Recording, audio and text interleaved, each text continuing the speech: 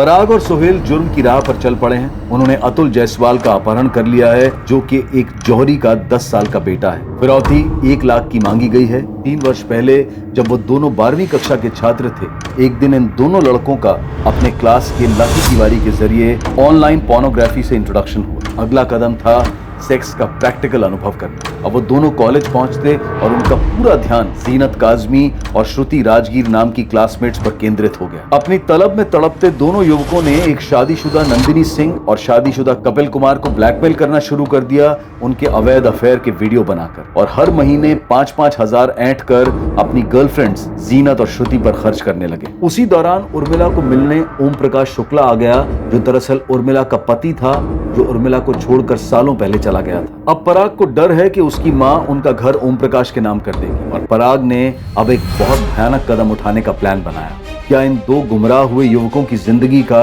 एक नया अध्याय लिखा जाने वाला था? अब आगे।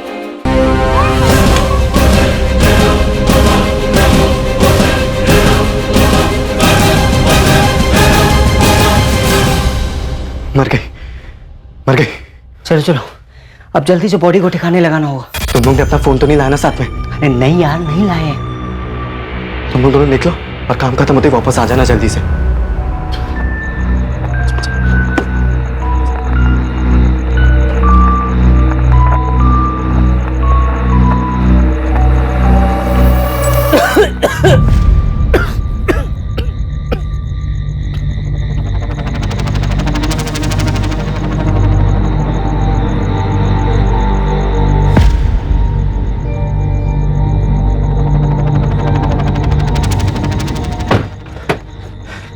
अच्छा सुनो, वो सीसीटीवी वाले रास्ते से ना बिल्कुल भी मत जाना।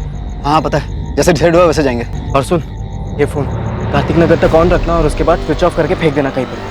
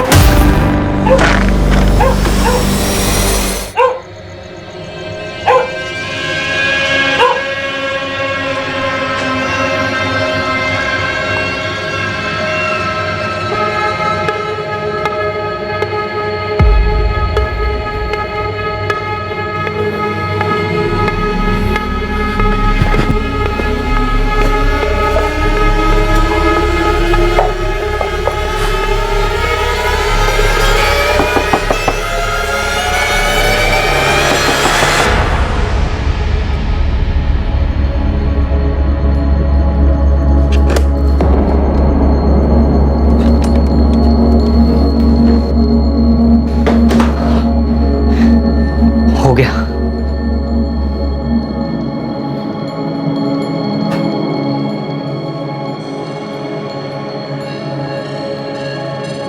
अब सुन, सबको बताने के लिए ना हमें कोई कहानी बनानी पड़ी, ताकि हम पर शक ना करे कोई।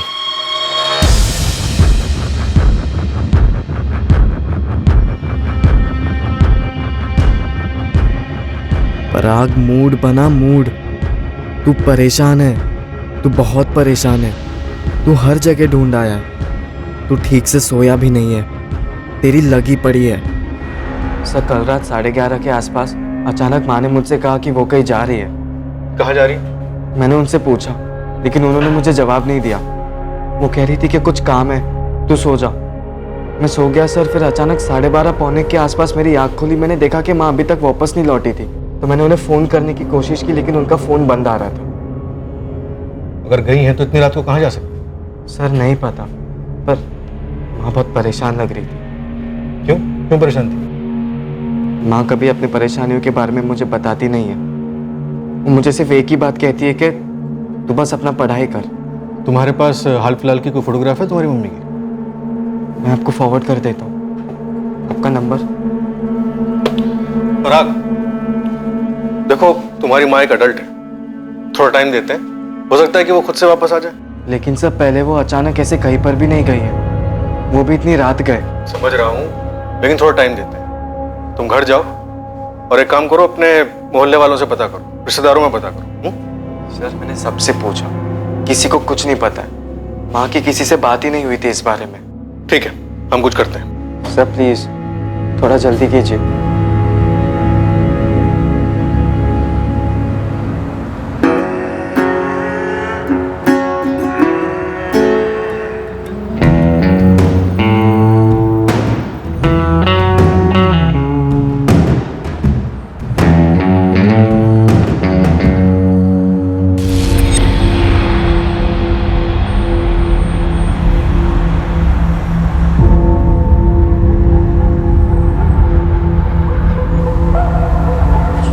पराग, क्या बोली पुलिस? ऐसे कैसे किसी को मिलने चली गई उर्मिला? बाकी माँ कुछ बता ही नहीं। मुझे तो कुछ समझ में ही नहीं आ रहा है कि कहाँ गई है, किससे मिलने गई है। इतनी रात को जब तेरी माँ जा रही थी तो तू क्यों नहीं गया उनके साथ? मैंने 2 बार कहा माँ को कि मैं भी चलता हूँ, लेकिन उन्होंने मना कर दिया। कह रही थी कि किसी से अकेले मिलना है, काम निपटाते ही वापस आ जाएगी। ऐसा क्या निपटाना था इतनी रात, वो भी अकेले? सुनील मुझे क्या पता, मुझे तो घबराहट हो रही है, जान निकली जा रही है मेरी।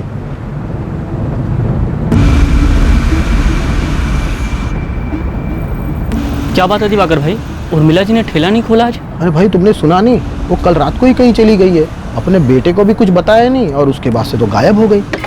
भाई पुलिस ने मेरी स्टोरी पर यकीन कर लिया है। सही है बे, लेकिन कल जौनपुर से अम्मी अब्बू वापस आ रहे हैं, उनके सामने भी तगड़ी वाली एक्टिंग करनी पड़ेगी, जैसा कि अभी तक करते आ रहे हैं। तूने जब फोन किया उन्हें तभी क्या बोले हो? बोले तो कुछ भी नहीं, लेकिन एकदम शॉक हो गए। ठीक है यार, बस पुलिस के सामने हम दोनों के बारे में कुछ उल्टा पुल्टा ना बोल दे वो। हाँ यार।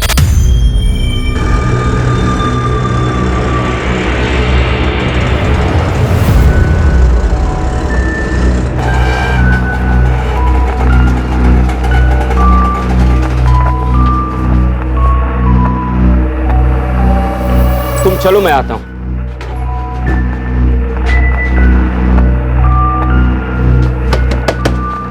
पराग, पराग, उर्मिला वापिस आई क्या? नहीं चाचा, माँ अभी तक नहीं लौटी है। मुझे तो बहुत डर लग रहा है, कुछ समझ में ही नहीं आ रहा। बस माँ जहाँ पर भी हो जल्दी से वापस आ जाए। पराग और मैं 4 चक्कर काट चुके हैं थाने के, पुलिस वाले कह रहे ढूंढेंगे ढूंढेंगे ढूंढेंगे, उसके आगे कुछ बोल ही नहीं रहे। लेकिन उर्मिला इतनी रात गए अकेले, कुछ सही नहीं लग रहा है मुझे। सही नहीं लग रहा मतलब? कुछ नहीं।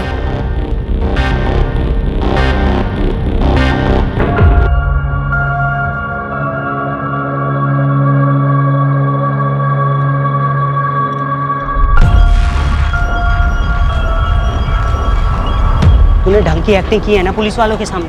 हाँ हाँ, किसी को कोई शक नहीं होगा। और अभी माँ का कॉल रिकॉर्ड और फोन लोकेशन निकालने वाले वो लोग। मैंने चेक किया, गाजियाबाद के किसी भी लोकल चैनल या अखबार में कोई खबर नहीं है किसी लावारिस लाश के बारे में। तुम लोग ने लाश को सही जगह पे ठिकाने लगाया है कि नहीं? मिल जाएगी ना पुलिस को, कभी मिली नहीं तो? नहीं मिली तो क्या, ऐसी मिसिंग रहेगी? अबे अगर लाश नहीं मिली ना तो हमारी ये सारी प्लानिंग गई खड्डे में, समझ ले। तो फिर लाश मिलेगी पुलिस वालों को, तू टेंशन मत ले। 2 युवक जिन्होंने पढ़ाई में मेहनत करके अपने फ्यूचर की सटीक प्लानिंग की थी, उन्हीं दोनों ने एक कत्ल की भी सटीक प्लानिंग की और उसे अंजाम भी दिया। अब वो उस प्लान के अगले पड़ाव को पार करने के इंतजार में थे, अपनी जिंदगी का अगला चैप्टर, अगला अध्याय लिखने को बेताब थे। पर इस बार प्लान उनकी परफेक्ट प्लानिंग के हिसाब से नहीं गया।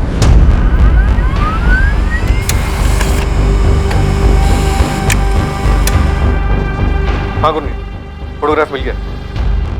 दीपक वही लगती है जिसका फोटो तुमने भेजा था।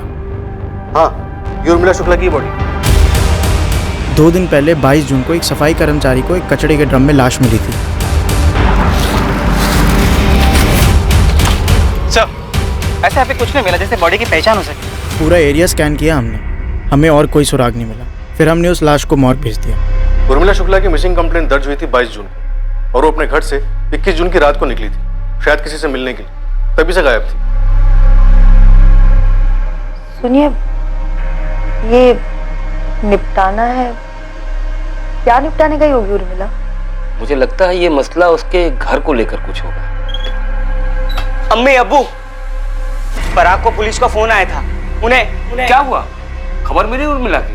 गाजियाबाद में लाश मिली है।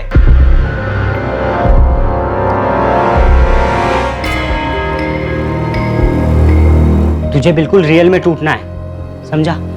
आंसू आंसू निकाल भर भर के, लगना चाहिए तेरी माँ मरी है माँ।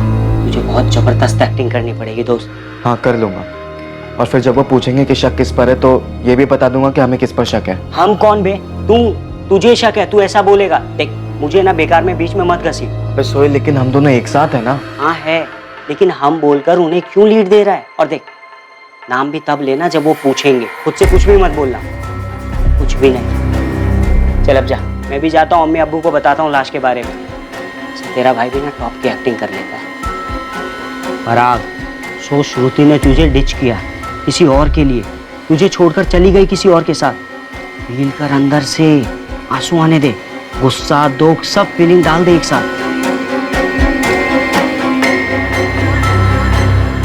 श्रुति, तुम मेरे साथ ये कैसे कर सकती हो? कैसे? कौन है वो? सो चुकी हो उसके साथ? धोखा दे रही हो मुझे? अरे क्या क्या नहीं किया मैंने तुम्हारे लिए, और तुम?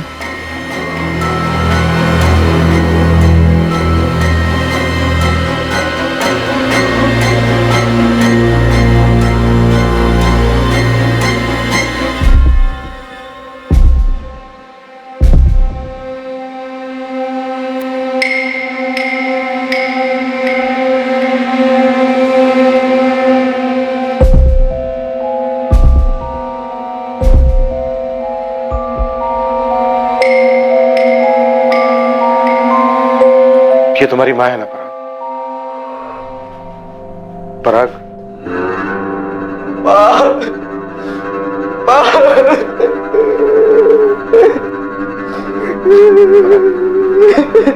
पराग, जिस रात ये घर से निकली थी उसी रात मारी। मौत गला घोटने से हुई है इंस्पेक्टर। लाश मिलने के तकरीबन 10 घंटे पहले। लाश 22 जून की सुबह 7:20 पे मिली थी गाजियाबाद के डंपिंग ग्राउंड से। तो 21 जून की रात 11:30 और 12:30 के बीच मर्डर हुआ होगा। Sexual assault? नहीं, लेकिन इंस्पेक्टर इस मर्डर में 1 से ज्यादा लोग इन्वॉल्व होंगे। वो कैसे डॉक्टर?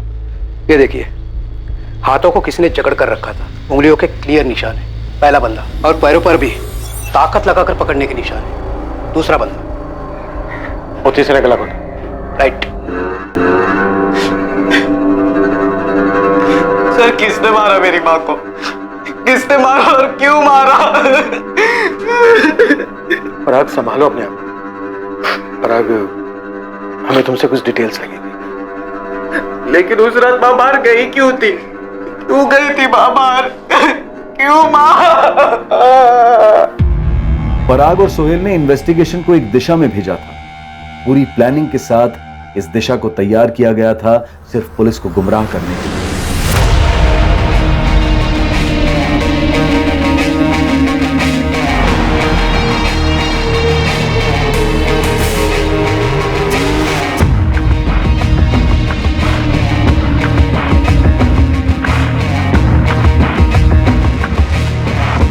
प्लानिंग काफी बारीकी से की गई, सटीक हुई थी, पर उतनी भी नहीं कि इन दोनों लड़कों के चरित्र पर और उनके इरादों पर शक और सवाल कभी नहीं उठते।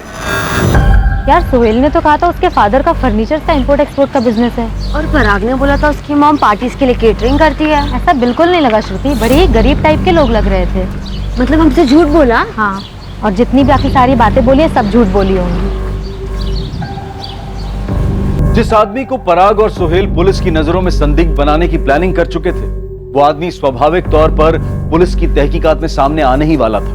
तब जब पुलिस उर्मिला का बैकग्राउंड चेक करती, उसके मूवमेंट्स ट्रैक करती। उर्मिला शुक्ला का फोन रात तकरीबन 12:15 बजे स्विच ऑफ हुआ था, कार्तिक नगर में। ये अपनी दिल्ली वेस्ट वाला कार्तिक नगर? हाँ सर, वही। उर्मिला कार्तिक नगर में किससे मिलने गई होगी और क्यों? परा, मेरे जौनपुर वाले चाचा सीरियस है। 21 तारीख की सुबह को मेरे अम्मी अब्बू वहाँ जा रहे हैं। 21 तारीख की रात को सही टाइम है। परफेक्ट टाइम होगा। तुम दोनों अपना अपना फ़ोन घर पर ही छोड़ कर आना। लकी, तू टैक्सी लाएगा तेरी, फिर तुम दोनों मेरे घर पर आ जाना। हम मिलकर उसे ख़त्म कर देंगे।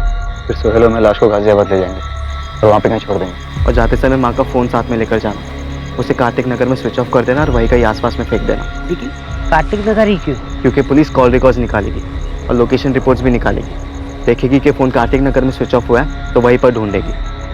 फ़ोन मिला तो ठीक, नहीं मिला तो भी ठीक, और उनका शक यही बना रहेगा कि कातिल कार्तिक नगर का। वहीं पर मिलेगा उन्हें उनका संदिग्ध। कार्तिक नगर? हाँ, कार्तिक नगर। तुम्हारी माँ कार्तिक नगर गई थी। पर क्यों सर? वहाँ किससे मिलना था उसे? ये हमसे बेहतर तुम बता सकते हो। सर, मैं कार्तिक नगर में किसी को भी नहीं जानता हूँ और मुझे लगता है कि माँ भी वहाँ पे किसी को नहीं जानती होगी। मैंने कभी पहले माँ के मुँह से कार्तिक नगर का नाम भी नहीं सुना है। पर ये ओम प्रकाश शुक्ला कौन है? ओम प्रकाश शुक्ला? सर वो साहब, हम लोगों को भी इसी ओम प्रकाश पे शक हो रहा है। अपने बेटे पराग और सप्लायर्स के अलावा उर्मिला की ओम प्रकाश के साथ पिछले महीने में काफी बातें होती रहती थी। या अल्लाह, इसी बात का डर था हमें। ये निपटाना है, क्या निपटाने गई होगी उर्मिला? मुझे लगता है ये मसला उसके घर को लेकर कुछ होगा। घर का मसला? पर कैसे? कैसे मतलब? देखा नहीं तुमने? जब से ये ओम प्रकाश लौटा उर्मिला की जिंदगी में, कैसा बखेड़ा खड़ा कर रहा है। ओम प्रकाश उर्मिला का शौहर है, पर सालों पहले उसे छोड़कर चला गया था। ये ओम प्रकाश कार्तिक नगर में ही रहता है। ओम प्रकाश शुक्ला? सर, वो मेरा ऐसा बाप है जिसने ना कभी अपनी जिम्मेदारियां निभाई, ना कभी प्यार दिया। वो ऐसा पति है जिसने अपनी पत्नी को, मेरी माँ को छोड़ दिया, ठुकरा दिया सर। और वहीं पे मिलेगा उन्हें उनका संदिग्ध, ओम प्रकाश शुक्ला। वाह भाई वाह, हमें सीधा स्टेडियम के बाहर मारा बे। इस आदमी ने मारा है मेरी माँ को। ओम प्रकाश शुक्ला ने मारा है शायद, लेकिन क्यों मारा? कोई कारण था माने जैसा? उर्मिला और ओम प्रकाश के बीच कुछ मसला था? आप लोगों ने उसका नाम क्यों लिया? क्योंकि वो उर्मिला को परेशान करने लगा था। उसकी नजर घर पर थी, घर हड़पना चाहता था। तुम्हारे यहाँ आने का कोई फायदा नहीं है, आइंदा मत आना। कोई खुशी खुशी नहीं आ रहा हूँ, ना तुम्हें दुखी करने आया हूँ। मैं तकलीफ में हूँ उर्मिला। घर बेच देते हैं, आधा आधा कर लेंगे। मुझे ये घर बेचना ही नहीं है। जब हम लोग अलग हुए थे ना, तो मैंने तुम्हें घर दिया था रहने के लिए। कोई नाइंसाफी नहीं की थी तुम्हारे साथ। आज जब मुझे पैसे की जरूरत है तो तुम मदद करने से इनकार कर रही हो। तुम नाइंसाफी नहीं कर रही हो मेरे साथ। नाइंसाफी? मैं कर रही हूँ नाइंसाफी? और तुमने जो किया था वो इंसाफ था। बहुत अच्छे, मुझे मरने के लिए अकेला छोड़ गए थे, वो इंसाफ किया था तुमने। है, रहने दो इन सब बातों को। ये घर अब तुम्हारा नहीं है, ये घर मेरा और मेरे बेटे का है। इस घर पर और हमारी जिंदगी पर अब तुम्हारा कोई हक नहीं। मैं कहाँ जाऊंगा उर्मिला? यही पूछा था ना मैंने तुमसे, गिड़गिड़ाया भी था जब तुम उस रेशमा के पास चले गए थे। वो तुम्हें वो दे सकती है जो मैं तुम्हें कभी नहीं दे सकती ना। यही कहा था ना जाते जाते तुमने। तो जाते जाते ये भी सुन लो, मैं तुम्हें जो नहीं दे सकती ना, वो ये घर है। जाओ यहां से वापस।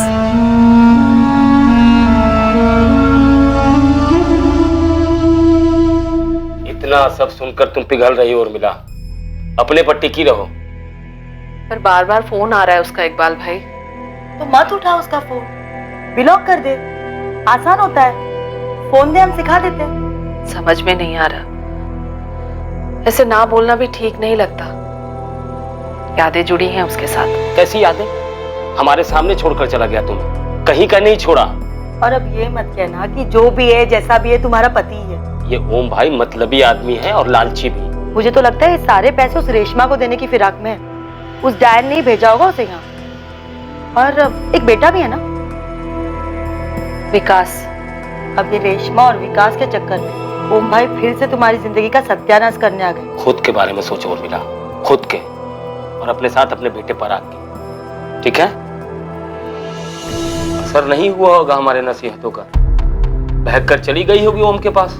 वैसे घर के कागजात ओम भाई के नाम पर थे, हो सकता है उर्मिला ने कुछ ज्यादा मांग लिया हो, इसीलिए मार डाला होगा उर्मिला को ओम भाई ने।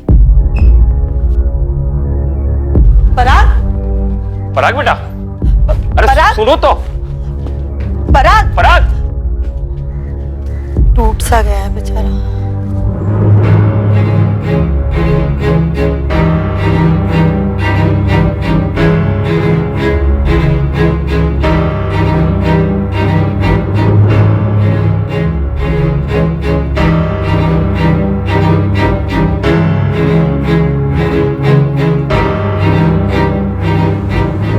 अरे भाई प्लान काम कर गया हमारा, मतलब छक्के पे छक्का। एक तूने सुना नहीं है, दीवारों के भी कान होते हैं, और इतना फ्रंट फुट पे खेलेगा ना तो छक्के की जगह सीधा बोल्ड हो जाएगा। अबे कुछ नहीं होगा, चल। कैरेक्टर में रह भाई, तू टूटा हुआ है, तेरी माँ मरी है, मर्डर हुआ है उसका। वो मैंने उस 2 टके के निकम्मे बाप ने किया है, और पुलिस भी यही समझेगी और यही चीज मान के चलेगी, क्योंकि ऐसा मैं चाह रहा हूँ। या हम बोलूं इस बार? तू बोल, मैं बोल, हम बोल, कुछ भी बोल बेटा, अगर तू फंसा ना तो मैं भी फंसूंगा, और वो लकी भी। अरे अब कौन फंसाएगा हमें? वही जिन्हें फंसाने में हमने पूरा 1 साल लगा दिया और पैसे एकदम पानी की तरह बहाया। मेरी जीनत और तेरी श्रुति। हेलो हेलो, माना हम लोगों ने सफ़ेद झूठ बोला है तुमसे, लेकिन वो पूरी तरह झूठ भी तो नहीं है ना। मैं कारपेंट्री की एक्सपोर्ट इंपोर्ट करूँगा, पराग रेस्टोरेंट खोलेगा, टॉप क्लास की पूरी चेन। वो सब ठीक है, लेकिन अभी तुम दोनों क्या हो हमने अपनी आंखों से देख लिया है। क्या है? हाँ, चोर लुटेरे डकैत हैं, सिर्फ गरीब है ना, मेहनत करने वाले ईमानदार गरीब। सिर्फ इस वजह से तुम हम लोगों को छोड़कर जाओगी, नीचा दिखाओगी हमारे माँ बाप को। हमारा ये मतलब नहीं था, हम किसी को भी नीचा नहीं दिखाना चाहते। हमें बस ये जानना है कि तुम दोनों ने हम पर आज तक जितना भी पैसा खर्चा किया है, खास करके डीटी रिसोर्ट पर, वो आए कहाँ से? तुमने मुझसे कहा था कि तुम्हारे अब्बू के फर्म में तुम्हें अलाउंस मिलता है, वो झूठ था। तो सच क्या है सोहेल, हमें जानना है। मैं आज ही पराग से जाकर पूछूंगी। अरे रहम करो यार उस बेचारे पे, वो अपनी माँ के मौत के गम में वैसे ही चूर चूर है। वो सब हम समझ रहे हैं, इसलिए तुम दोनों से आज तक कुछ नहीं पूछा, पर अब हमें डाउट हो रहा है। डाउट हो रहा है?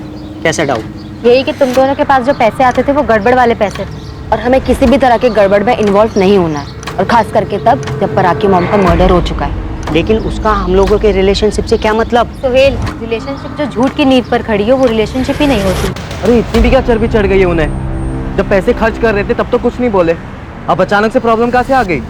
मेरे बाप की लौंडिया है ना। अबे माँ ने एफडी की है पूरे 2.5 लाख रुपए की, जो अब मेरे नाम पे होने वाली है। और वो दिवाकर है ना मेरे दुकान के बगल में चाय वाला, उसने बोला कि ठेला वो संभाल लेगा। अभी महीने के 10,000 रुपए देने को तैयार है वो। हालांकि जिंदगी अभी सेट होने वाली थी और इन्होंने नौटंकी शुरू कर दी। देख, मैं समझा तो देता, पर उन्होंने तेरे माँ की मर्डर की बात शुरू कर दी, तो मैंने कुछ ज़्यादा बोला नहीं। पर पराग, पुलिस हम पर शक करते करते जीनत और श्रुति के पास पहुंची, और उन दोनों ने हमारे खर्चे और हमारे झूठ के बारे में उल्टी कर दी, तो अपना वो चैप्टर खुलेगा जो आउट ऑफ सिलेबस हो चुका है। यार सोहेल डरा मत तू अभी प्लीज। मैं डर रहा हूँ तो तू क्यों नहीं डरेगा? और वैसे भी यहाँ सिर्फ यही प्रॉब्लम थोड़ी ना है। और क्या प्रॉब्लम है? लक्की, बहुत दिमाग चाट रहा है वो आजकल मेरा। यार मैं इतना ही कह रहा हूँ कि पराग अपना घर बेचेगा, उसको उसके पैसे मिलेगा, वो मेरे 2 लाख रुपए दे देगा। ठीक है मानता हूँ, लेकिन अभी के लिए कुछ तो दो यार। यार हमारी पहले भी डिस्कशन हो चुकी है इस बात को लेकर, और तूने माना भी था कि तुझे तेरे हिस्से के पैसे तभी मिलेंगे जब ये सारा मामला ठंडा हो जाएगा, यानी कि मेरा घर बिकने के बाद यार। और वो बहुत जल्दी होने वाला है लक्की। पुलिस उस ओम प्रकाश के पीछे हाथ धो के पड़ी हुई है भाई, हम किसी भी रडार में नहीं है दूर दूर तक भाई। महीने 2 महीने की बात है यार लक्की। यार मैंने तुम लोग का साथ दिया, प्लान के आखिर तक तुम लोग के साथ में था, मेरी गाड़ी यूज हुई यार, जेब खर्च के लिए 20,000 तो दो, चलो 15,000 ही सही। अच्छा 15 नहीं, मैं तुझे पूरे 20,000 रुपए दूंगा, लेकिन अभी नहीं, 1 हफ्ते बाद। 1 हफ्ते में मेरी माँ की एफडीज मेरे नाम पे हो जाएगी भाई यार, तब तक थोड़ा शांति रख प्लीज। और लकी, ये बात मत भूल कि हम एक साथ हैं, एक टीम में हैं।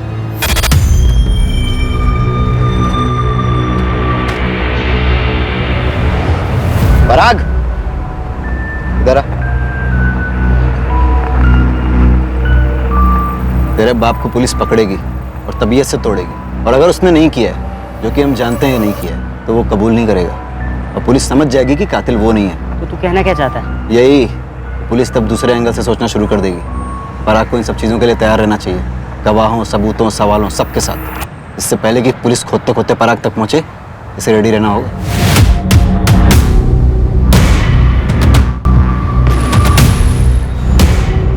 ऐसा कुछ नहीं होगा यार, भाई नेगेटिव नहीं सोचते हैं। नेगेटिव की बात नहीं है यार सोहेल, लकी सही कह रहा है, अपने को रेडी होना होगा। किस लिए और किस चीज के साथ भाई? एक नए कातिल और एक नए एंगल के साथ। और किस पर उंगली उठाएंगे? अच्छा सुन, तेरी माँ का किसी के साथ अफेयर उफेयर है क्या? क्या बकवास कर रहा है यार सोहेल? भाई देख, मर्डर ना या तो प्यार या दुश्मनी में होता है या किसी लालच में। अब ये बता, इन तीनों में से कोई सा एंगल तेरी माँ की लाइफ में डाल सकते हैं? तेरे अम्मी अब्बू। मैंने बकवास की तो तू भी बकवास करे। अबे मेरे अम्मी अब्बू को बीच में मत घसीट भाई। घसीट नहीं रहा हूँ यार सोहेल, मैं उन्हें भी तेरी और मेरी जिंदगी से बाहर निकाल रहा हूँ, जैसा मैंने मेरी माँ को निकाला। और जब तक वो दोनों है ना, हमारे हाथ साला हमेशा बंधे ही रहेंगे। पराग, चल एक सेकंड के लिए ये मैं भूल जाता हूँ कि वो मेरे अम्मी अब्बू है और हम उन पर डाल भी देते, पर लॉजिक कहाँ है भाई? जिस दिन मर्डर हुआ था ना, उस दिन तो वो जौनपुर गए थे ना, तभी तो 21 की रात को हमने सेटलमेंट की थी इस चीज की। भूल गया? देख दोस्त, वो तेरा बाप है। बाप नहीं है वो मेरा, ओम प्रकाश। हाँ वो ओम प्रकाश, वो ओम प्रकाश टूटेगा भाई। पुलिस इतना मारती है ना, इतना मारती है ना कि साला कोई कुछ भी कबूल लेता है। और पुलिस के पास तो अब बहुत सारे प्रूफ है ना, फोन रिकॉर्ड है, फोन लोकेशन रिकॉर्ड है, सब कुछ तो है भाई। देख, ओम प्रकाश टूटेगा, हमें किसी और एंगल को ढूंढने की कोई जरूरत नहीं है।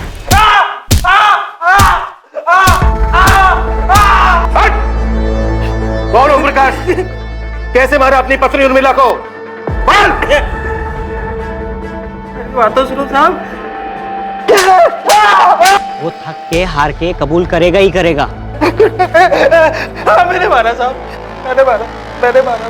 क्यों मारा ये बोल? क्योंकि साहब वो ना घर नहीं बेच रही थी और नहीं मुझे पैसे दे रही। पॉजिटिव सोच, पॉजिटिव, नेगेटिव को दिमाग में आने ही मत दे। क्या बोल रहा है? हाँ बोल, हाँ, वो भी एकदम कॉन्फिडेंस के साथ। देख दोस्त, इस मर्डर की स्क्रिप्ट हमने खुद लिखी है और सही लिखी है, और जैसा लिखा है वैसा वैसा हो रहा है और आगे भी वैसा ही होगा। बस तू कॉन्फिडेंस के साथ रह, क्योंकि कॉन्फिडेंस ना बहुत कुछ होता है। इन दोनों युवकों को पूरा भरोसा था, कॉन्फिडेंस था कि उनकी साजिश रंग लाई थी। वो ये मानकर चल रहे थे कि ओम प्रकाश शुक्ला उनके प्लान के हिसाब से कातिल साबित होगा, लेकिन इन दोनों के लिए एक नहीं बल्कि दो झटके इंतजार कर रहे थे। उनमें से एक ऐसा था जो पराग शुक्ला को तन, मन और आत्मा की गहराई से झकझोर कर रख देने वाला था, और ये झटका उसके पहले अध्याय के पन्नों में छुपा रहा।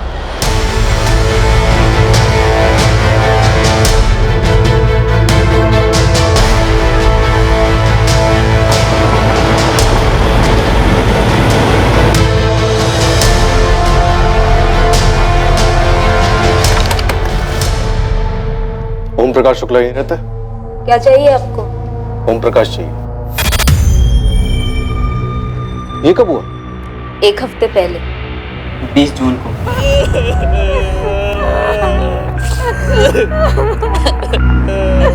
आप मेरे पापा को क्यों ढूंढ रहे हैं सर? तुम्हारे पापा की पहली पत्नी उर्मिला शुक्ला का 21 जून की रात को मर्डर हो गया। देखिए हमारा इस सबसे कोई लेना देना नहीं, और मैं तो कभी उस उर्मिला से मिली तक नहीं। लेकिन ओम प्रकाश मिल रहा था, बात हो रही थी। ओम प्रकाश की डेथ कैसे हुई? कैंसर, 1 साल से था, इलाज के लिए पैसे नहीं थे हमारे पास। विकास के पापा ने कितनी मिन्नतें की थी उस उर्मिला से कि घर बेचकर आधे पैसे दे दे, लेकिन नहीं दिया उसने। 21 जून की रात को उर्मिला यहाँ आई थी? वो यहाँ क्यों आने लगी? और मैंने कहा ना कि मैं तो उस उर्मिला से कभी मिली तक नहीं। विकास, तुम मिले हो कभी उर्मिला से? नहीं। अपने सौतेले भाई पराग से कभी मिले हो? मेरा कोई भाई नहीं है। वो पराग या जो भी है, वो तो ओम प्रकाश का बेटा भी नहीं। बेटा भी नहीं है मतलब? नहीं है मतलब मुझे नहीं पता है या नहीं। अभी तो बोला नहीं है। देखिए, जब मैंने ओम प्रकाश से शादी की थी, उसने मुझे कहा था कि उसकी एक पत्नी थी जिसे उसने छोड़ दिया। कोई बेटे की बात नहीं हुई थी कभी। अगर 20 जून को ही मर गया था ओम प्रकाश, तो वो हमारा सस्पेक्ट नहीं हो सकता। हाँ सर, लेकिन मेन बात यह है कि उर्मिला कार्तिक नगर क्यों आई थी और किससे मिलने वाली?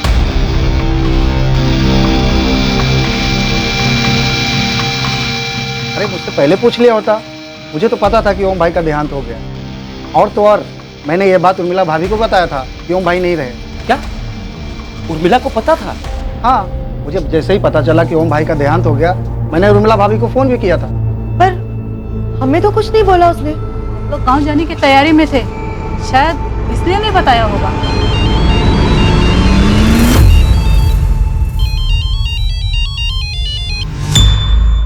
हेलो इकबाल, ये जो पराग है क्या ये ओम प्रकाश का बेटा नहीं है? यह सच है कि पराग ओम का बेटा नहीं है। लेकिन ये बात हमसे किसने बताई नहीं, पराग ने भी नहीं बताया। बहुत कुछ छुपाया जा रहा है हमसे। छुपाया तो नहीं साहब, लेकिन ये बात मायने नहीं रखती, इसलिए जहन में नहीं आई। क्या बात मायने रखती है, क्या बात मायने नहीं रखती है, ये हम तय करेंगे। पराग के बाप का नाम क्या है इकबाल? उर्मिला का कोई पहला पति भी था? जी पूरा मोहल्ला जानता है इस सच्चाई को, लेकिन कभी किसी ने पराग को बताया नहीं और शायद उसे भी नहीं मालूम है। बाप का नाम बोलो इकबाल। वो उर्मिला जब पराग 4-5 महीने का था तो उसे घर ले आई। 4-5 महीने का था मतलब? ये पराग उर्मिला का बेटा भी नहीं है? जी नहीं, उर्मिला उसे घर ले आई और कहा कि ये उसका बेटा है, उसकी जान है। उर्मिला, ये बच्चा किसका है? इसकी माँ इस नन्ही से जान को नदी में फेंकने जा रही थी इकबाल भाई। लेकिन ये बच्चा तेरे पास कैसे आया उर्मिला? और कोई माँ अपने बच्चे को इस तरह नदी में कैसे फेंक सकती है? सच बोल उर्मिला, सच ही है ये? भगवान ने इसे मेरी गोद में डाला है, मुझे जीने का एक मकसद दिया है। दरअसल हमें मालूम नहीं था साहब कि उस सुबह उर्मिला अपनी जान देने गई थी।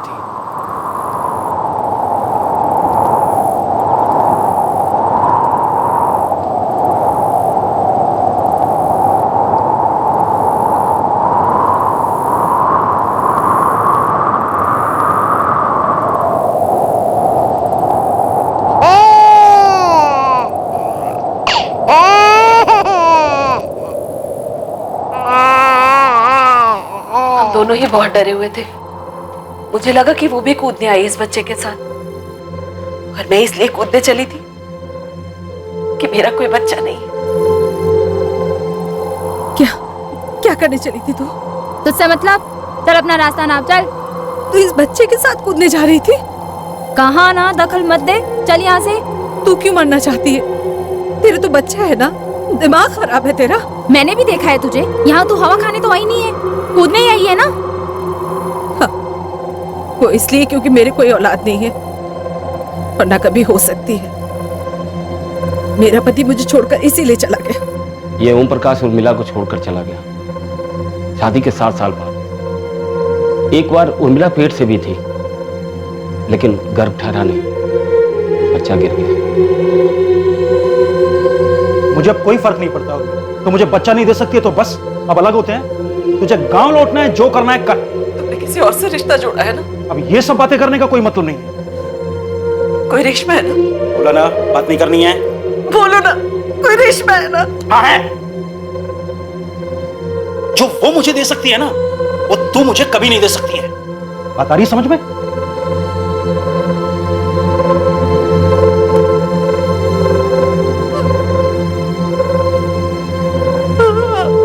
पर वो औरत खुद नहीं कूदने वाली थी, बल्कि इस मासूम को नदी में फेंकने आई थी। क्या? लेकिन क्यों? क्यों से तुझे क्या मतलब है? हाँ, तुझे कूदना है तो तू कूद, मैं मुंह फेर लेती हूँ। तो इस बच्चे को इसलिए फेंकना चाहती है क्योंकि ये लड़की है? अबे ओ, लड़का है समझी? कितना प्यारा है ये, क्यों मारना चाहती हो इसे? क्योंकि मुझे नहीं रखना है इस मुसीबत को। क्या करूंगी मैं इसका? बाप कौन है इसका? एक ग्राहक था, कहता था मुझसे प्यार करता, शादी करेगा मुझसे साला। डाल के चला गया इसको मेरे पेट में। जब मैंने बोला कि मैं पेट से हूँ, शादी कर लेते हैं, तो हाना हाना करने लगा और फिर अचानक गायब हो गया। 4 महीने हो गए इस मुसीबत को। इसकी वजह से ना कुछ धंधा कर पा रही हूँ, ना कुछ और। पर इसमें इस मासूम की क्या गलती है? इसे क्यों मारना चाहती हो तुम? चल अब भाषण मत दे समझी। अगर इतना ही तरस आ रहा है ना इस मासूम पे, तो ले, ये ले, तू रख तो इसे।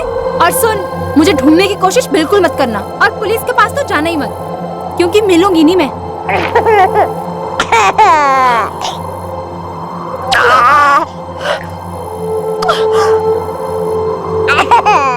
सोच रुखसाना, मैं कूदने गई थी और वो इस बच्चे को फेंकने आई थी, एक ही समय पर। ये भगवान की लीला नहीं तो और क्या है इकबाल भाई?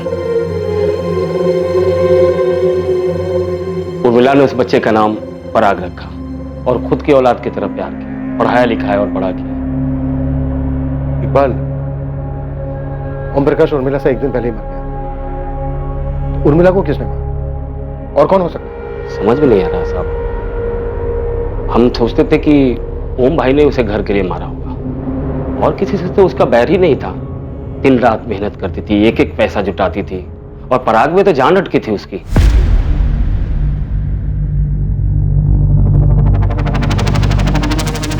पराग को अपनी ही जिंदगी के पहले अध्याय की पूरी सच्चाई इतने सालों बाद पता चली थी। अब तक बिना किसी अफसोस या दोषी भावना के जुर्म के रास्ते पर चला था पराग, और अब वही पराग पछतावे के भंवर में डूबने लगा था।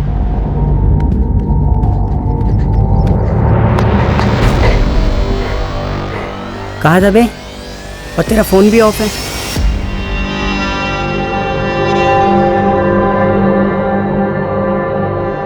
मैं समझ सकता हूँ यार, तेरी लगी पड़ी है जानकर कि तुझे पहले से पता था सोहेल? नहीं यार, मुझे भी आज ही पता चला है। ये क्या कर दिया यार मैंने, क्या कर दिया मैंने?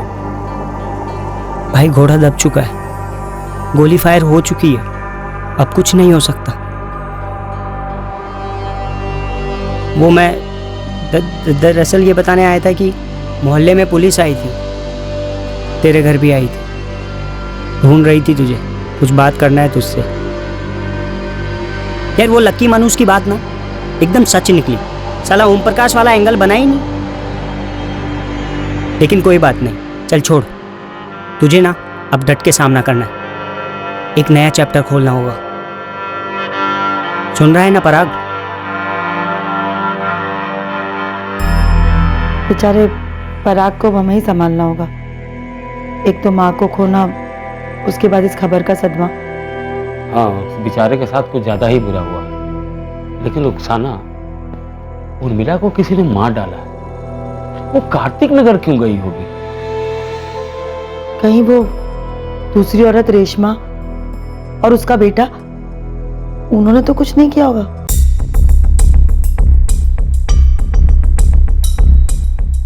जाहिर तौर पर पुलिस को भी रेशमा और विकास पर शक हुआ, पर साफ तौर पर इन्वेस्टिगेशन में उनके खिलाफ कुछ मिलने वाला नहीं था जिससे पुलिस उर्मिला के कत्ल से उन्हें जोड़ पाती। दरअसल ओम प्रकाश की बीमारी से मौत होना पराग और सोहेल के प्लान को भंग कर गया।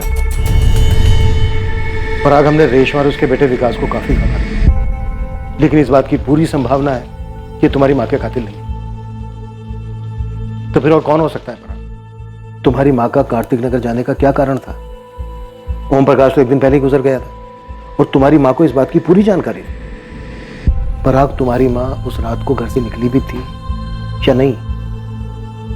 निकली थी। किससे मिलने? मैं आपको पहले भी बता चुका हूँ, उसने मुझे कुछ नहीं बताया। एक नहीं, दो थे, शायद तीन थे हत्यारे। और अब तुम वाकई में चाहते हो ना तुम्हारी माँ के हत्यारे पकड़े जाएं? तो फिर ऐसे चुप रहने से कुछ नहीं होगा। तुम्हारी माँ अपने पति ओम प्रकाश के अलावा किसी बाहर वाले के साथ टच में नहीं थी। इकबाल और रुखसाना हो नहीं सकते क्योंकि वो दिल्ली में ही नहीं थे। तो फिर और कौन हो सकता है? मुझे नहीं मालूम सर। इतने सालों का मेरा तजुर्बा और इस केस की हकीकत यही कहती है कि उस दिन तुम्हारी माँ कार्तिक नगर गई नहीं, लेकिन हाँ, तुम्हारी माँ का फोन जरूर कार्तिक नगर गया था। मेरा मतलब फोन को कार्तिक नगर भेजा गया था हमें गुमराह करने के लिए। उसके बाद तुम्हारी माँ की लाश को गाजियाबाद फेंक दिया गया ताकि हमें लगे कि ओम प्रकाश ने तुम्हारी माँ का कत्ल किया। उसके बाद लाश को ठिकाने लगा दिया।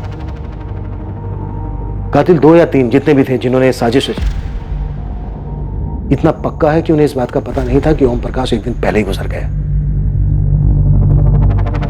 इकबाल और रुखसाना हो नहीं सकते, क्योंकि अगर वो होते तो उनके कॉल रिकॉर्ड्स में कम से कम एक कॉल तो होता, लेकिन ऐसा कोई कॉल नहीं है। तो क्या इतनी रात को तुम्हारी मां अचानक खुद से उठ के कार्तिक नगर चली गई? पराग, कुछ गड़बड़ नहीं लग रही तुम्हें सब?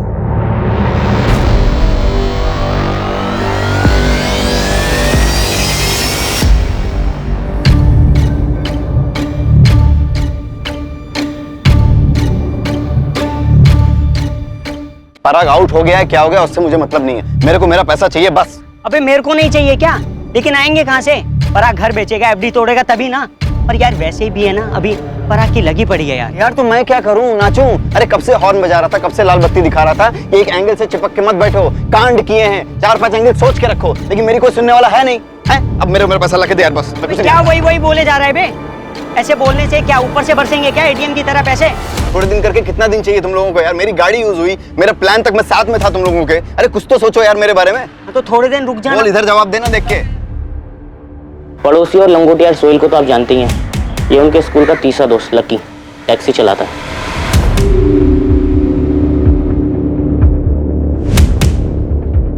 पराग सुन, अपने मोहल्ले के शरद काका है ना, उन पर डाल देते इल्जाम। हाँ, उर्मिला आंटी की बात भी होती थी उनसे बहुत। तू बोलेगा कि अफेयर था, और तू पुलिस को पहले ये बोलेगा कि तुमने पहले इसलिए नहीं बताया ये बात क्योंकि तू नहीं चाहता था कि माँ के मरने के बाद उनकी बदनामी हो। नहीं भाई नहीं, कंधे नहीं गिराते हैं। पुलिस वालों की नजर बहुत तिखी होती है भाई, वो एकदम पहचान लेंगे तेरी बॉडी लैंग्वेज। और तेरी बॉडी लैंग्वेज अभी चीख चीख कर ये बोल रही है कि मैं हूं कातिल, मैंने मारा अपनी माँ को, लटका दो मुझे। पराग, अगर तू गया ना तो मैं भी गया, और वो लकी भी।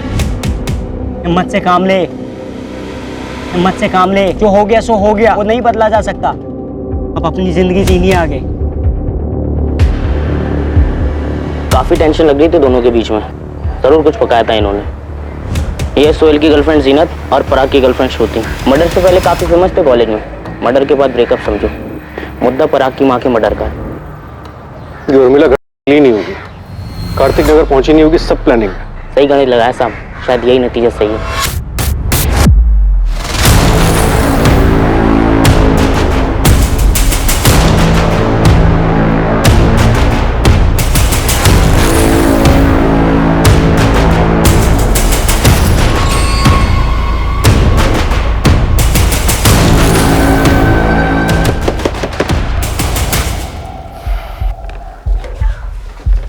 चल पराग, तेरे माँ के कातिलों का पता चल गया। जी जरा अपने बेटे सोहेल को बुलाइए। सोहेल, इधर आना बेटा। हाँ अब्बू। सोहेल, पराग के माँ के कातिलों का पता चल गया। कौन है साहब? 3 लड़के, उसमें से एक तो आपका बेटा सोहेल ही है। ये क्या बात बोल रहे हैं साहब? सब आप लोग मुझे फंसा रहे। चल साहब। गाड़ी में पराग भी बैठा है, वो भी यही कह रहा था। और वो तीसरा लड़का लक्की तिवारी, उसका भी यही कहना है। चले? सर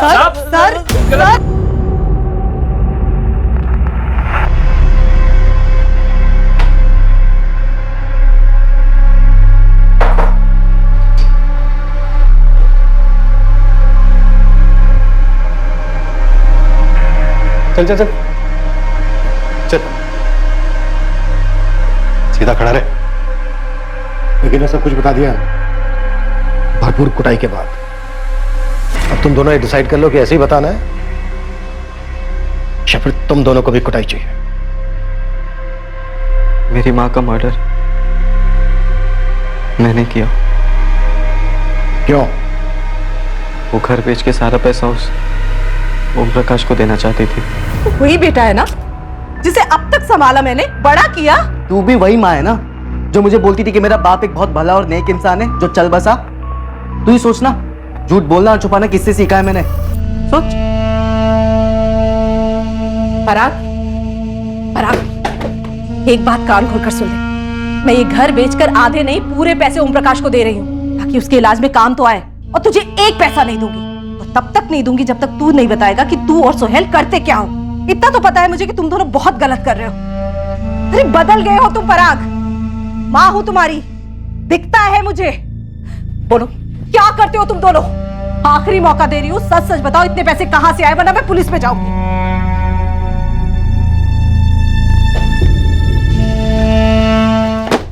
सर मैं अपनी टैक्सी से लाश को गाजियाबाद लेके गया था सोहेल के साथ। उसके बाद मुझे इनके कांडों के बारे में कुछ नहीं पता सर, मैं सच कह रहा हूँ सर। सोहेल, बाकी के कांड क्या थे?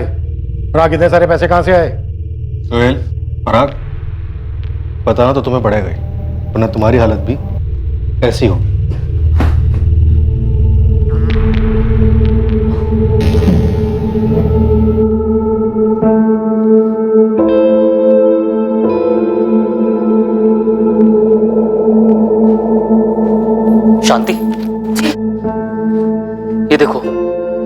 है वो लड़का जिसको मैंने अतुल की फिरौती दी थी?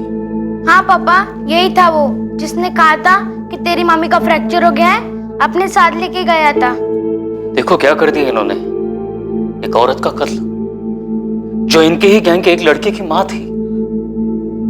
पराग और सुहेल के जुर्म का हर अध्याय खोला गया, जिसमें किडनैपिंग और ब्लैकमेल भी शामिल थे। उनके विक्टिम्स को भी झटका लगा जब उन्हें पता चला कि ये दोनों अब मर्डर कर चुके थे। इन दोनों से जुड़े सभी लोगों को इनकी हरकतों से घिन आई, खासकर उन दोनों को जो इन दोनों के काफी करीब आ गए थे और जिन पर खर्चा करने के लिए ये दोनों जुर्म के जरिए पैसा इकट्ठा कर रहे थे। पर सबसे बड़ा सदमा पराग और सोहेल के सबसे करीबी लोगों को लगा। इकबाल, हम कोई मनगढ़ंत कहानी नहीं सुना रहे, सबूत गवाह सब कुछ यही साबित कर रहे हैं। पराग, सोहेल और लकी इन्होंने कबूल भी कर लिया और हमने उन लोगों से भी बात की है जो पराग और सोहेल के ब्लैकमेलिंग और किडनैपिंग के विक्टिम थे। पर साहब, वो दोनों कत्ल नहीं कर सकते। पराग अपनी माँ को नहीं मार सकता साहब, बिल्कुल नहीं। वो तो उर्मिला पे अपनी जान छिड़कता था। और ना हमारा सोहेल ऐसी हरकत में साथ दे सकता है। देखिए, मैं समझ सकता हूँ कितना मुश्किल है आप लोगों के लिए मानना, पर सच यही है। इन तीनों के स्टेटमेंट है हमारे पास। लकी की टैक्सी से हमने उर्मिला के बाल वगैरह इकट्ठे किए हैं जो उर्मिला के डीएनए से मैच किए जाएंगे, टेस्टिंग के लिए भेज दिए। बहुत जल्द अब इसमें दो राय नहीं होगी कि इन तीनों ने मिलकर ही उर्मिला शुक्ला का बेरहमी से कत्ल किया।